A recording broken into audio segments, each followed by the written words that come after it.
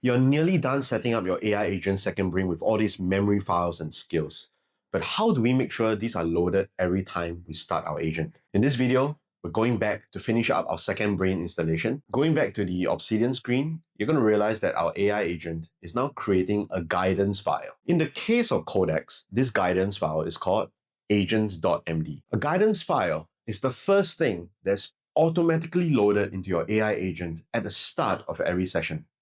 So whatever you put inside here, it becomes the master instruction sheet for the entire system, and it tells your agent what to load.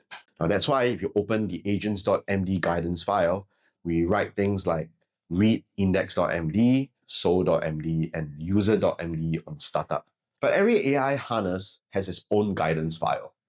For example, if you like Anthropic, you'll be using Claude Code as the harness. The guidance file is claude.md.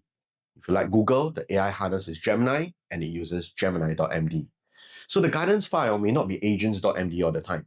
So every piece of memory and skill that's important, we write down once in this very one guidance file that your agent cannot miss.